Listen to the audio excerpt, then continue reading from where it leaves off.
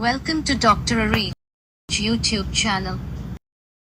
अस्सलामुअलैकुम। आज हम बात करेंगे इवियोन कैप्सूल्स के बारे में, यानी इनके यूजेस, बेनिफिट्स और साइड इफ़ेक्ट्स क्या हैं। ये कैप्सूल्स तकरीबन हर घर में मौजूद होते हैं और हम डॉक्टर से पूछे बगैर धड़ाधड़ इसका इस्तेमाल कर रहे होते हैं। इवियोन बेसिकली विटामिन ई है, जो कि एक बेस्ट एंटीऑक्सीडेंट है। उसके अलावा ये हमारी स्किन के लिए बेस्ट है, हमें कैंसर के लिए बहुत अच्छे हैं, हमारे डायबिटीज़ के लिए बेस्ट हैं। अब बात ये आ जाती है कि हम इवियोन का गलत तरीके से इस्तेमाल कैसे करते हैं। हम डॉक्टर से पूछे बगैर किसी भी शख्स के मुंह से सुनते हैं कि उससे फ़लाना मसला था तो उसने इवियोन के कैप्सूल्स खा लिए, हालांकि उसे खुद ए टू जी इसके बारे कुछ भी पता नहीं होता। तो हम उस शख्स के मुंह से सुन के हम खुद भी इवियोन के कैप्सूल्स खाना शुरू कर देते हैं, जो कि हमें फ़ायदे की बजाय नुकसान देते हैं।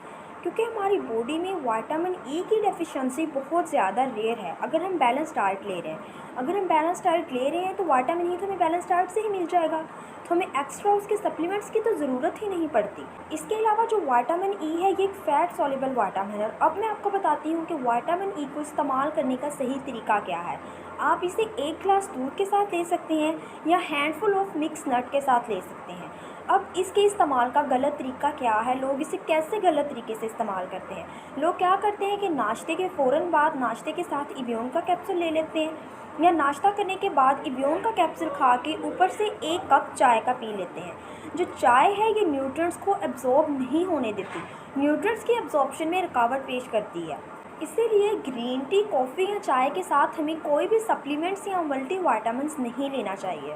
उसके बाद अगर आपको कोई भी स्किन का या बालों का मसला है तो आपने अपने डर्माटोलॉजिस्ट से पूछ के इवियोन कैप्सूल का इस्तेमाल करना है। आप क्या करते हैं कि अगर आपके बाल गिरना शुरू हो जाते हैं तो आपको रीज़न मालूम नहीं होती, आपको नहीं पता होता कि किस वजह से हमारे बाल गिर रहे हैं। आप कहीं पे जाते हैं, आपको कोई औरत बताती है कि मेरे भी बाल गिरते थे तो मैंने इवियोन का मास्क लगाना शुरू कर दिया, मैंने इवियोन का कैप्सूल खाना शुरू कर दिया तो मेरे बाल गिरना बंद हो गए। आप क्या करते हैं कि आप उसके मगर लग के आप भी इवियोन के कैप्सूल खाना शुरू कर देते हैं। तो इस तरह हमें बहुत सारी कॉम्प्लिकेशंस का सामना करना पड़ता है। आपको नहीं पता कि आपके बॉडी में किस चीज़ की डेफिशिएंसी है जिसकी वजह से आपको हेयर फॉल स्टार्ट हो गया है। आप लोगों के पीछे लग के इवियोन खाना शुरू कर देते हैं, उससे आपकी प्रॉब्लम्स तो क्योर नहीं होगी, बल्कि हमें बहुत सारी कॉम्प्लिकेशंस का सामना करना पड़ता है, जैसे वॉमिटिंग, डायरिया, डाइजेस्टिव सिस्टम आपका डिस्टर्ब हो सकता है। ये तमाम के तमाम जो सिम्टम्स हैं वो डॉक्टर की प्रिस्क्रिप्शन के बगैर अन्यवाह इवियोन कैप्सूल्स के खाने के सिम्टम्स हैं। अब इसके इस्तेमाल का बेहतर तरीका ये है कि आप अपने डर्माटोलॉजिस्ट के पास जाएं और उन्हें जाके कहें कि हमारी स्किन का या बालों का ये मसला है, तो क्या हम इवियोन के कैप्सूल इस्तेमाल कर सकते हैं। तो वो आपकी बीमारी की वजह मालूम करके, आपके मसले की वजह मालूम करके आपको बेहतर तरीके से गाइड कर सकते हैं कि क्या आपने ये विटामिन इस्तेमाल करना है या नहीं करना। इसके अलावा कोई भी सप्लीमेंट 2 या 3 मंथ से ज़्यादा हम इस्तेमाल नहीं कर सकते। अगर हम इससे ज़्यादा इस्तेमाल करेंगे, 2 या 3 महीनों से ज़्यादा कोई भी सप्लीमेंट या मल्टीविटामिन इस्तेमाल करेंगे तो उससे हमारे साइड इफ़ेक्ट शुरू हो जाएंगे। अब मैं आपको बताती हूँ कि ऐसे कौन से लोग हैं जो कि इवियोन का इस्तेमाल नहीं कर सकते। जिन लोगों का कोलेस्ट्रॉल बहुत ज़्यादा हाई है और जिनका बीपी हाई रहता है, वो बीपी की कोई मेडिसिन लेते हैं, वो इवियोन का इस्तेमाल नहीं करेंगे। उसके अलावा जिन लोगों को कैंसर है और जिन लोगों की केमोथेरेपी चल रही है, वो इवियोन का इस्तेमाल नहीं करेंगे, क्योंकि इस तरह की कंडीशंस में जो इवियोन है वो हमारी मेडिसिन के साथ इंटरेक्ट कर जाता है और ना तो वो हमारी मेडिसिन को एब्जॉर्ब होने देता है और ना ही खुद एब्जॉर्ब होता है, जिसकी वजह से जो हमारे मसले हैं वो कम होने की वजह से हमारे मसले बढ़ना शुरू हो जाते हैं। इन तमाम मेडिकल कंडीशंस में आप इवियोन का इस्तेमाल नहीं कर सकते, लेकिन अगर आप इसके बावजूद अपनी ज़ाहरी खूबसूरती के लिए इवियोन का इस्तेमाल करते हैं तो आप अपना खुद बेड़ा गर्क करें। अगर आपको पता भी है कि आपको ये मसला है, फिर भी आप अपनी स्किन को खूबसूरत बनाने के लिए, अपनी ज़ाहरी खूबसूरती के लिए, अपनी अंदरूनी बीमारियों को इग्नोर करके इवियोन का इस्तेमाल करते हैं, तो आप अपनी हालत के खुद ज़िम्मेदार हैं।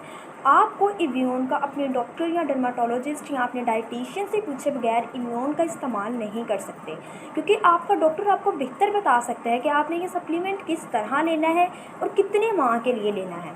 इसके बाद मैं आपको बताती हूँ कि ऐसे कौन से फूड्स हैं जिनमें विटामिन ई मौजूद होता है। तो vitamin E green leafy vegetables में पाया जाता है। उसके अलावा ये सीड्स में मौजूद होता है, जैसे कि चिया सीड्स में मौजूद होता है, बहुत सारे ये नट्स में मौजूद होता है और ये फ़िश में पाया जाता है। आप अपनी डाइट को इम्प्रूव करके विटामिन ई की डेफिशिएंसी को पूरा कर सकते हैं, बजाय कि आप विटामिन ई के सप्लीमेंट इस्तेमाल करें।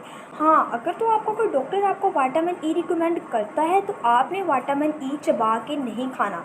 मैंने बहुत से लोग देखे हैं जो कि कहते हैं कि हम विटामिन ई चबा के लेते हैं। आपने विटामिन ई को वैसे ही निगल लेना है और ऊपर से पानी पी लेना है। बहुत से लोग हैं जिनका इतना स्टेमिना नहीं होता कि वो विटामिन ई को डाइजेस्ट कर सकें, जिसकी वजह से उनको वोमिटिंग होती है, उनको चक्कर आते हैं, क्योंकि विटामिन ई की जो अमाउंट है वो अगर चबा के हम लेंगे तो हमारी बॉडी में ज़्यादा ना हो जाए। इसीलिए आपने एवियन के कैप्सूल को चबा के नहीं खाना। इसके अलावा जो ब्रेस्ट फीडिंग मदर है वो विटामिन ई का एवियन के कैप्सूल का इस्तेमाल नहीं कर सकती। मिल्क के ज़रिए बेबी तक पास आउट हो जाए तो ये बेबी के लिए हार्मफुल हो सकता है। उम्मीद है कि आपको मेरी आज की वीडियो पसंद आई होगी। अगर आप मज़ीद ऐसी इन्फॉर्मेटिव वीडियोस हासिल करना चाहते हैं तो आप मेरे चैनल को सब्सक्राइब कीजिए और दबाइए बेल आइकन का बटन। शुक्रिया।